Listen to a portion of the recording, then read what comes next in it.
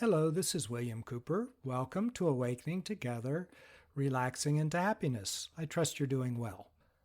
Okay, we've just had a series of podcasts on India, giving you a taste of what it's like to travel to India. Now I'm going to give you some travel specifics. If you're going to start somewhere, that's usually what stops people. They don't know where to begin. India's a big place. So let me give you what I would do, having been there 13 times. And this is centered around me, of course, my experience, and the friends that I have. So talk to other people, you may get other perspectives. But here's what I would do. I would fly into Chennai, India, and I would take a taxi from Chennai to Tiruvannamalai and stay at the Ramana Ashram.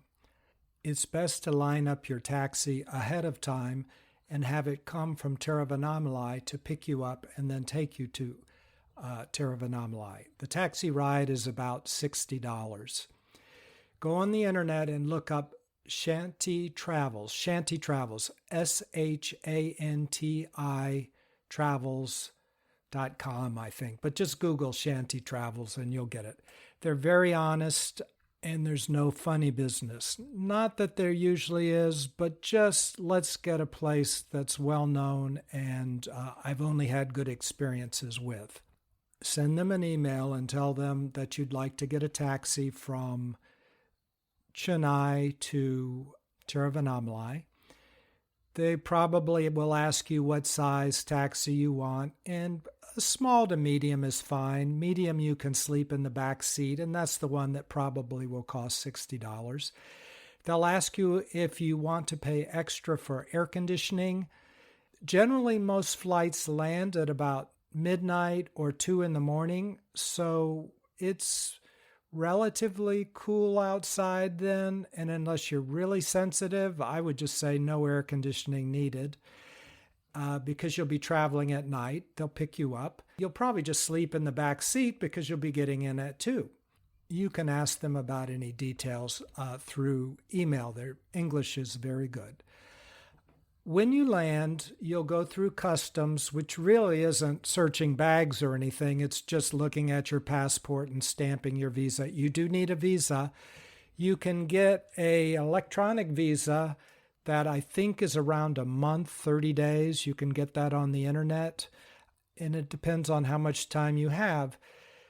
Remember, jet lag is a factor for some people. For others, it's not. But if it is, generally, they say for every hour of time change, expect about a day of jet lag. So for me, the time change is 11 hours, and that gives me 11 days of jet lag, and I find that's pretty accurate. So if you have a very short trip, you're going to have to really motor through the jet lag if you have it. So I like to go for 12 weeks. Now that is way too long for most people. So just do what you can. Even getting a taste of India one time will open a lot of doors inside, and you'll have a perspective and decide, do you want to go again? Most people that go to India once go more than once, if that'll tell you anything. It's really quite compelling. So in the United States, we're very lucky. We can get a 10-year visa. You get that by contacting your local consulate, and you can also find visa people that you pay a little extra fee and they go to the consulate for you if you don't live in that city, and they have a service. Maybe it costs $50 over and above the price of the visa.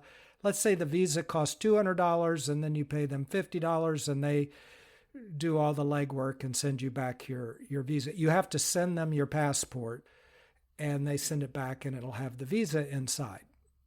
If you want anything longer than that 30 days, it needs to be one of those kind of visas that requires your passport.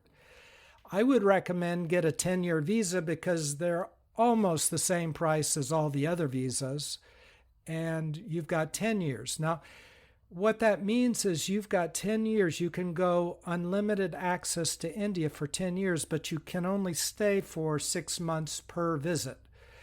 After 6 months, if you want to stay longer, you just have to go out of the country for a millisecond, and then you could come back in, and now you have a new 6 months. So often people down south in Tiruvannamalai will go to Sri Lanka because that's a very quick and inexpensive trip, and then fly back to Chennai and then back down to Tiruvannamalai and stay another 6 months.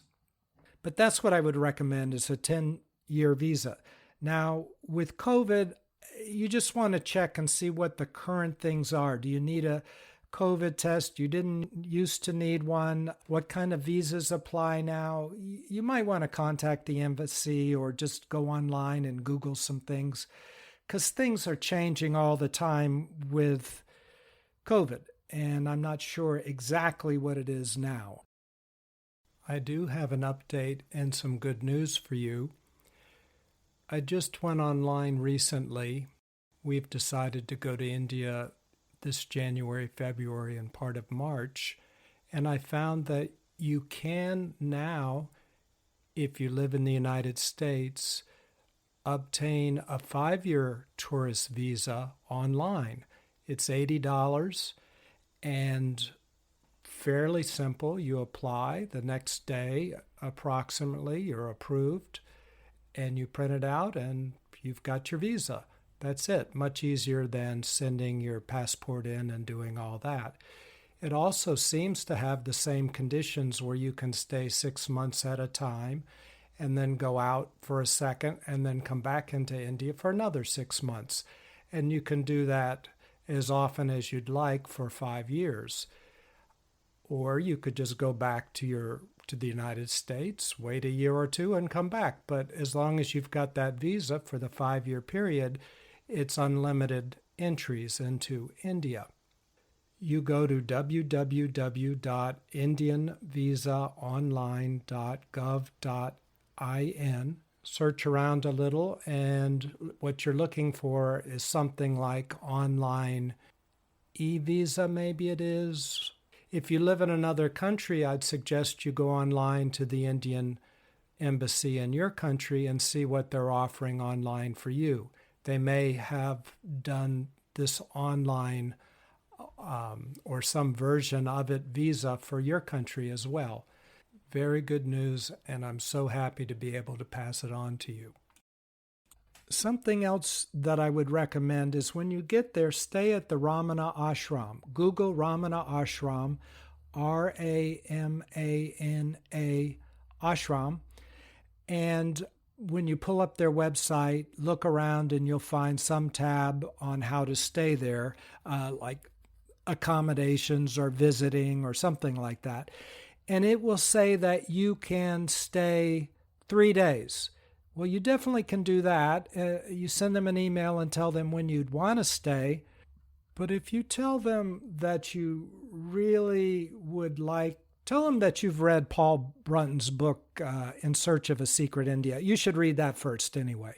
But if you've read that, even if you haven't, just tell them that you want to stay at the ashram a week or 10 days. And they might let you, depending on the availability. It's a wonderful place to stay. So don't go by the 3 days that they have on the website. Ask for 10 days. And if they don't have 10 days, they'll say, I'm sorry, you can't stay 10 days, but how about 5? Or how about 7? You'll probably do better than 3. And the advantage to that is, again, you'll have a jet lag and it'll give you a place to put your feet down. You'll have 3 meals a day. They're doing spiritual practices. You can go or not go. You'll have a nice, clean room. It helps you orient to India because India is a powerful place and you don't want to figure out about places to stay right off the bat, likely. So stay at the Ramana Ashram. So here's what'll happen. You'll get off your plane. You'll go through customs. They'll stamp your visa. You'll go down to pick up your bag. Now, there'll be a lot of baggage carousels, and it will be pandemonium. There will be thousands of bags, and nothing will be marked right, and you won't know where your bag is, and the fact is your bag wouldn't have come out yet anyway. But about an hour later, on some carousel, you'll see other people on your airplane just looking around kind of desperately, and slowly you'll see bags coming out on the carousel. And eventually you'll find your bag. I've never lost a bag. Now, I'm sure somebody has, but I never have, even though you will be highly confident you are going to lose your bag. You will think you will. And for that reason, have a carry-on with like a little change of clothes and toothbrush and all that, just in the unlikely case you do lose a bag. They'll drive it to you down in Tiruvannamalai at the Raman Ashram, but just have a little backup so you don't have to stress out. And also, when you get to India, you can buy Indian clothes. They're very inexpensive if the worst happens and you do lose your bag. Down south, they wear dhotis often, and those look like sarongs. And depending on what platform you're looking at this podcast through, the cover shows me with one of these dhotis on, and that's normally what I wear in Tiruvannamalai. And those are very inexpensive, of course. You get about 3 or 4 or 5 of those. Now, you generally wash your own clothes. So they provide buckets, and you just go to the grocery store and get a little soap, and you'll fill it with water, and you just kind of wash your clothes up and down in the bucket, and then you wring them out, and there'll be lines for you to hang your clothes up. If you really just can't do that or don't want to do that, you can find somewhere on the street some place that washes clothes. So just ask around if you want somebody else to wash your clothes. The problem is sometimes it rains and there's funny weather, so the clothes they wash occasionally can get a little moldy and it's a little out of your control.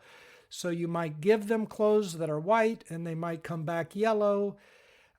You're never quite sure. If you wash your own clothes, you've got more control, and so that's probably something you'll want to do. When you stay at an ashram or a guest house, they don't give you washcloths or soap or things like that. So have your own soap, have your own washcloth, have your own towel. They don't even give you, they might give you a sheet, one sheet. If you want a sheet over you, bring one. Maybe just a little ornate cover to a light sheet, because it's kind of warm down south. If you get extra cold, you're going in winter, you can ask for a blanket. They might be able to scratch up a blanket for you, or you could buy one. They're very inexpensive, just somewhere on the street. Ask where you could buy one. How do you get around? You could either rent a scooter and just drive that yourself. That costs maybe, say, $2 or $3 a day, plus you put in your own gas, of course.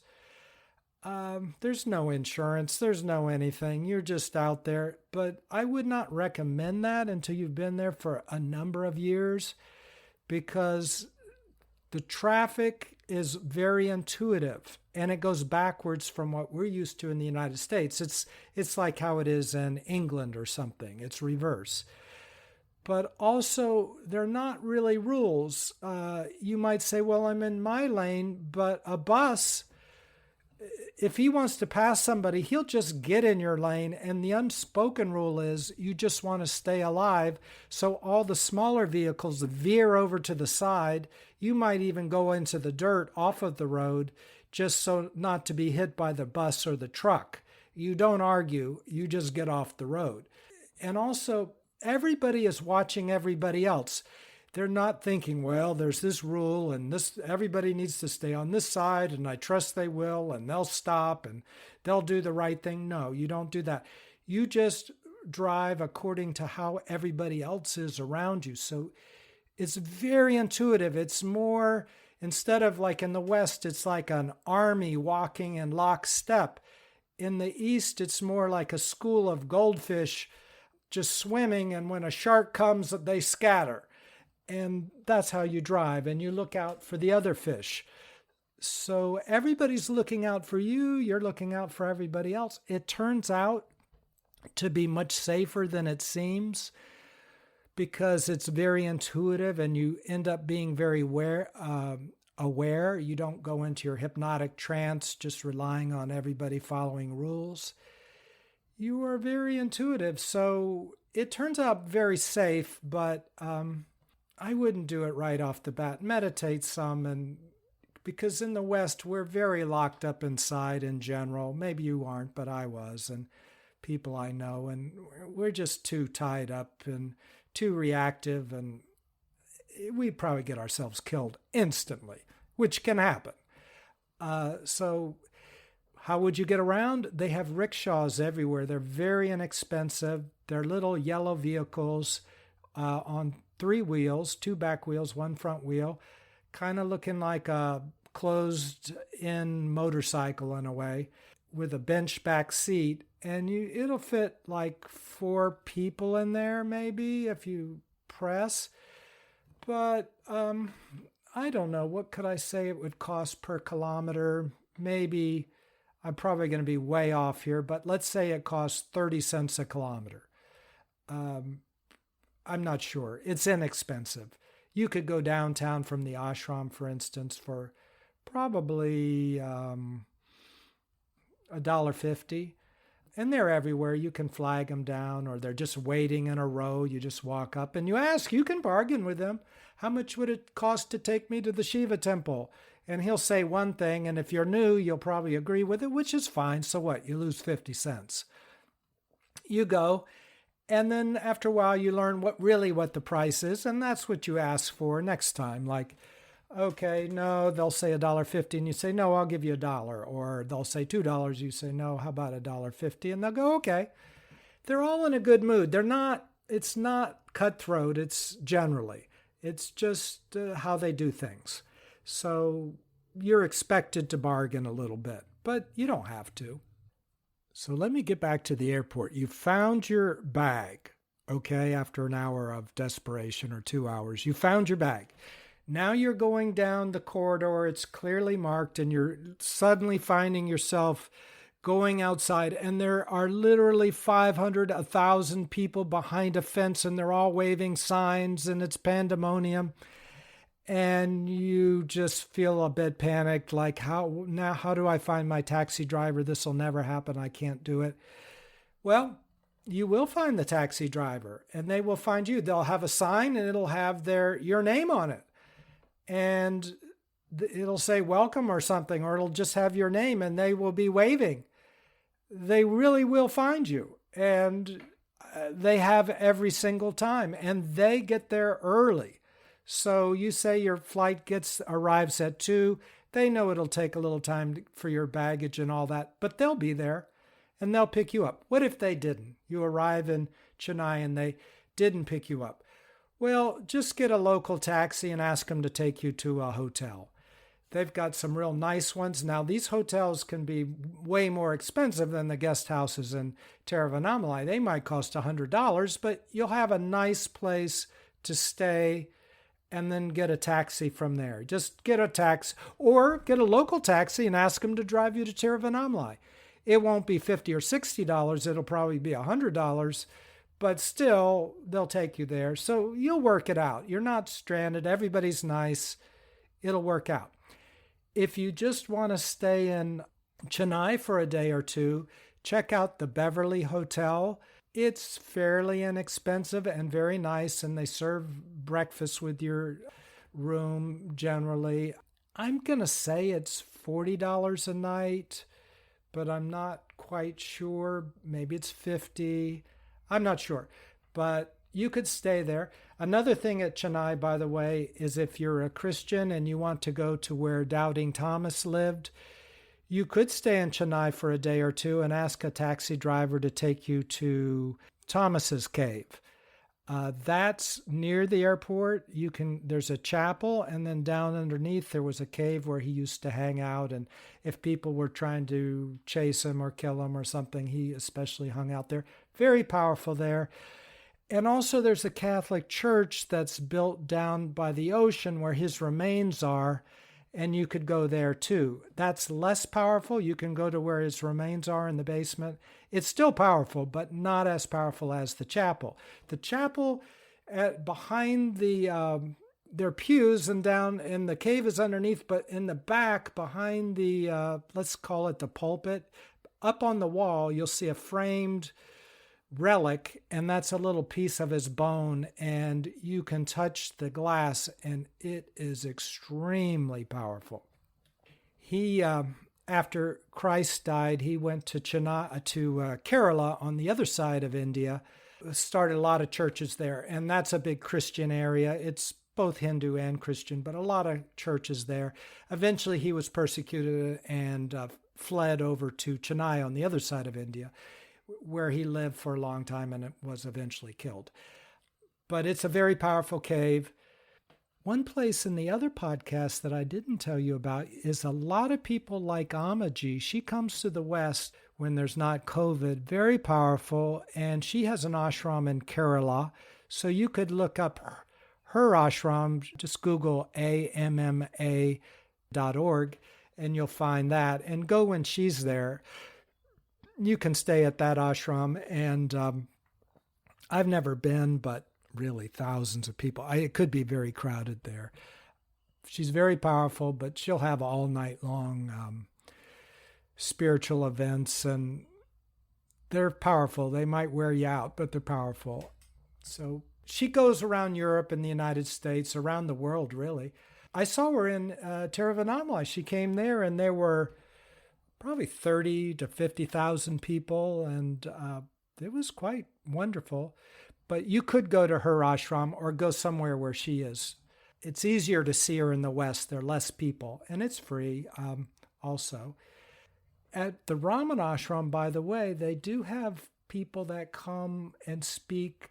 In January, there's a guy named Nakchur, and he's very good. People love him, and it fills up their auditorium.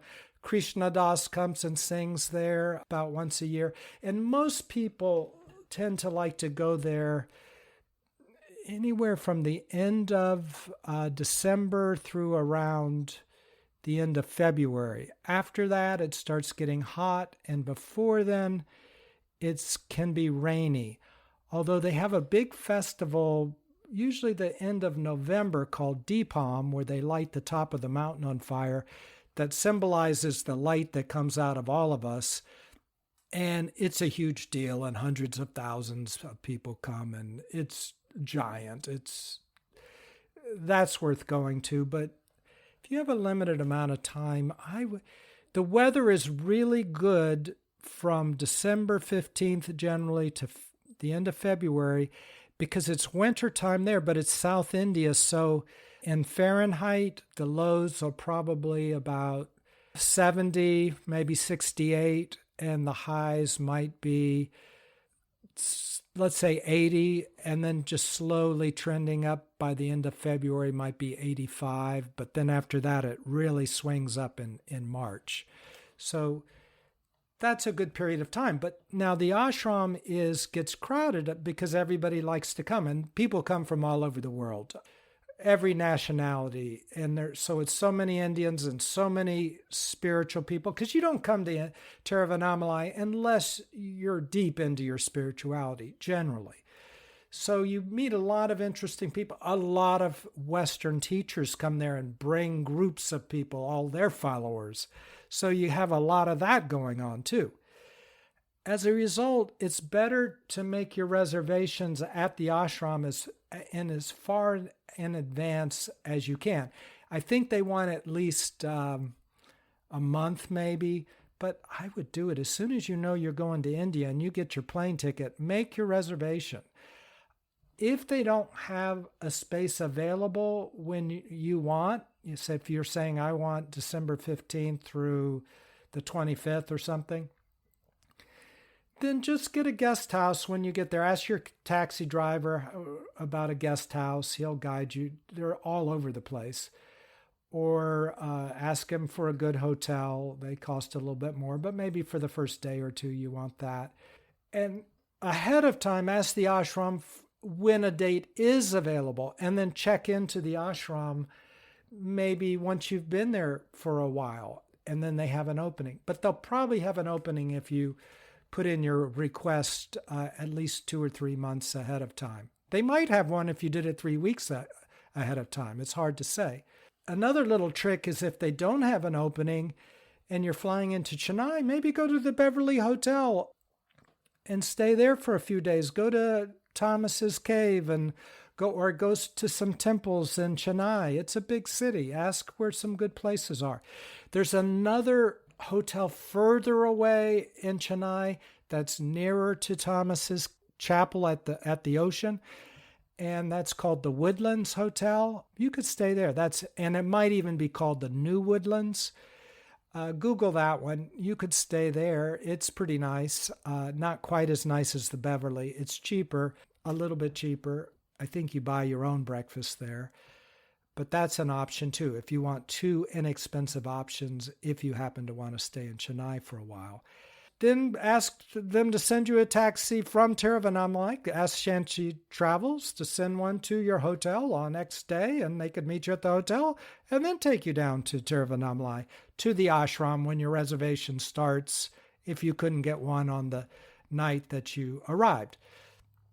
Another good reason why you want to do it, though, on the night that you arrive, because if the taxi picks you up, you can sleep in the back seat of the taxi, and it's a 3-hour drive, and then by the time you wake up, he's pulling into the driveway of the ashram. You wake up. That's about when breakfast is served at the ashram, and you can check in, get breakfast. Or if you get there right when breakfast is being served, just go and ask, hey, I'm staying here, could I have breakfast? And they'll say yes, and go in, have breakfast, and then go to the office and check in. I mentioned in another podcast, be careful of monkeys. They have a lot of monkeys in Tiruvannamalai. Hold on to your stuff. It's not horrible, but just be mindful. That's enough. If you're mindful, it's great. Now in the evening, they have lots of chanting and singing at the ashram. There's meditating pretty much all day long. You can go to the caves. Plenty to do. The food is great, and it's a sheltered environment. They have these speakers that may be speaking while you're staying there, or maybe speaking while you're at a guest house. And then they have gurus from all over the world. Perhaps you've heard of Muji. He comes to Tiruvannamalai. I met him there before he was famous. Really nice guy from Jamaica. He has thousands of people that follow him. Anyway, he comes to Tiruvannamalai, just like Amaji or almost anybody else you can think of, they come to Tiruvannamalai. So you'll have constant things to do. And most of the things are free. You'll have classes on the Bhagavad Gita, or meditation groups, or emotional groups, or awakening with the gurus, and it's not as new agey as I'm making it sound, probably. It's not like a 3-ring circus.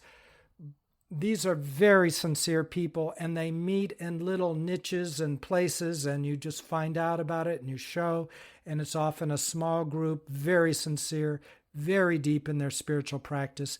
It's just that there's a lot of them all over the place. So if you want a lot of spiritual nourishment, there's tons of it everywhere.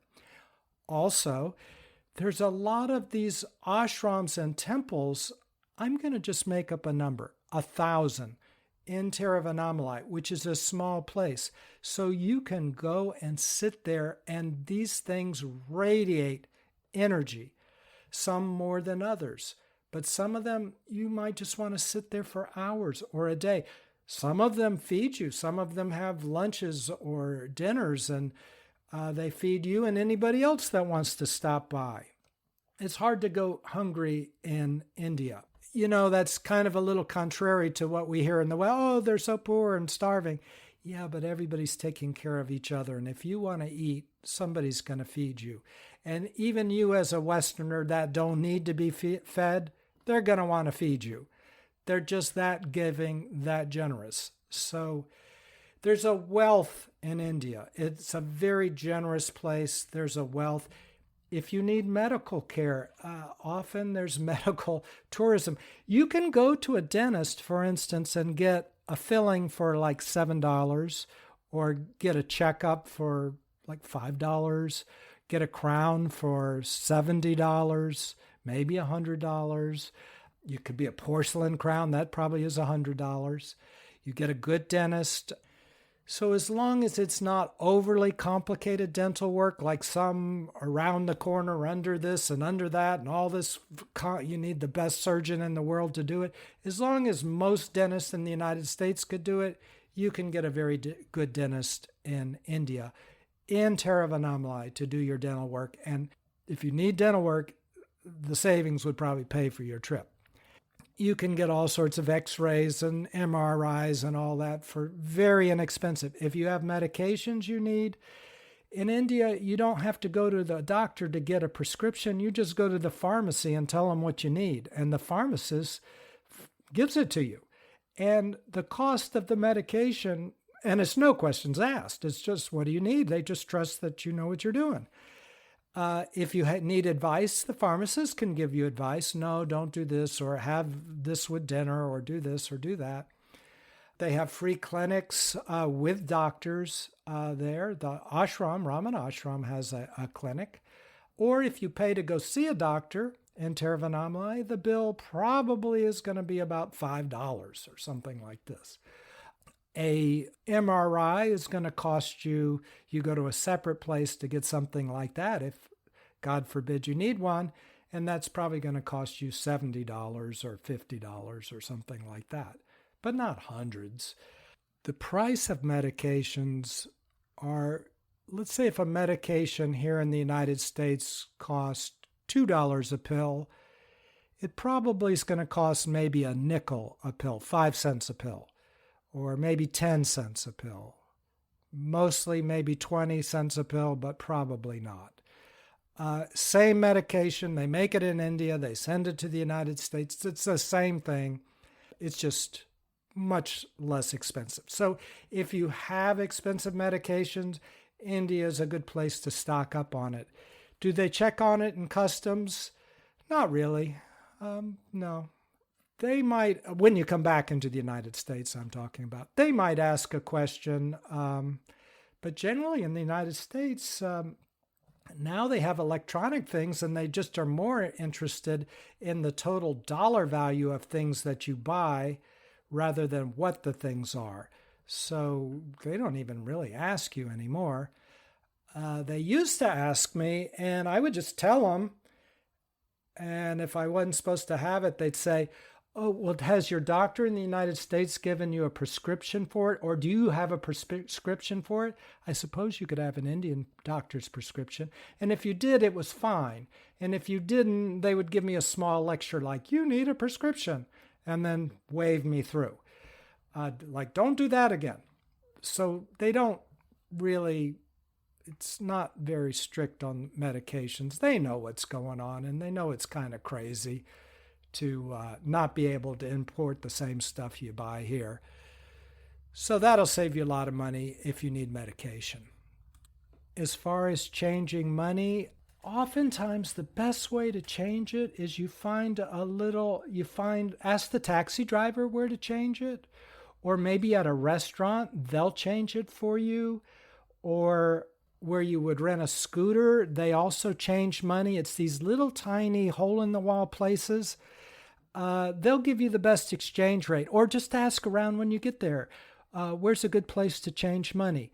The worst place, of course, is at the airport. But if you need a little money when you arrive, you might change it at the airport, or just tell the taxi driver, hey, I don't have any money. I have dollars, or whatever your currency is, and they'll work it out. They'll find it. You could go to a restaurant on the way and they'll change it for you, and you give it to the taxi driver, or he'll figure it out for you.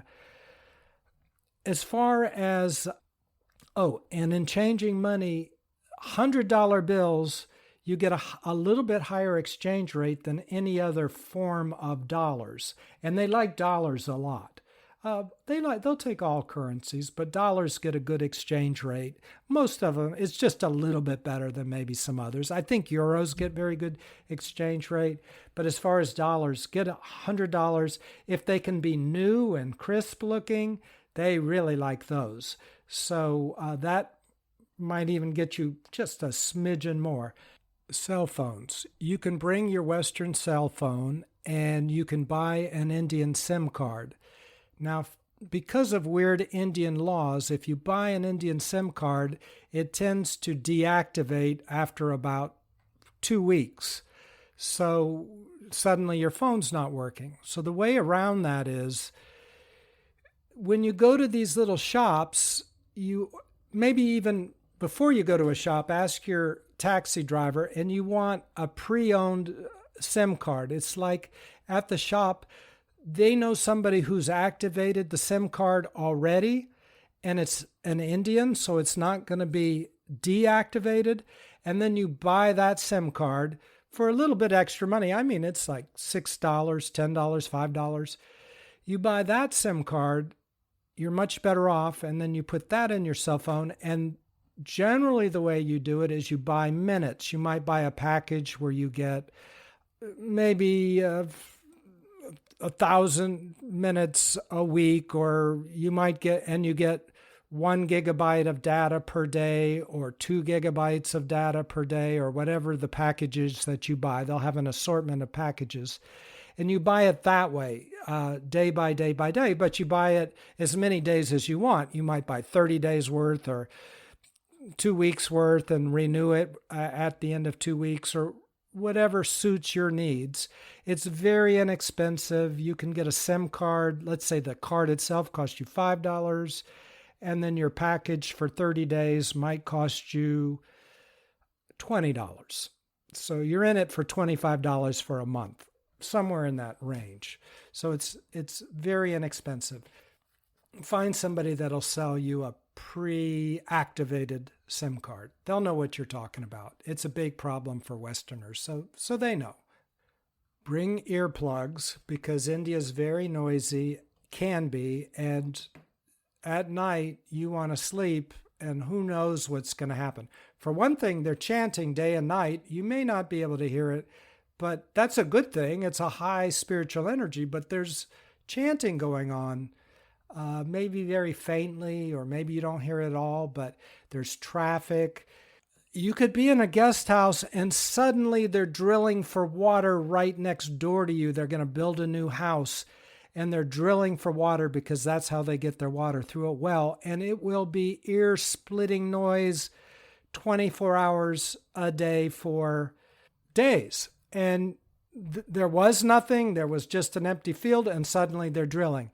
India, it's like that. You never know what's going to happen day by day. You just don't know. So don't pay too far in advance for a room, by the way. Pay a week or 2 weeks at a time, just in case they start building a monstrosity right next to you and you can't sleep because of the jackhammers and everything. It can happen. It almost happens, I don't want to say every time, but somehow it happens a lot. Bring good earplugs. I like the ones that you get at the drugstore that are made kind of look waxy, and they change shape, and you put them in your ear and it molds to your ear. They're very inexpensive, like you get 10 of them for $5 or something. Those seem to block out the most noise to me, but find what works for you and bring that. You bring your own toilet paper too. They don't offer that. So you can buy, they have little grocery stores all over the place, and you can buy anything you forget or don't bring, including toilet paper or soap or shampoo or anything.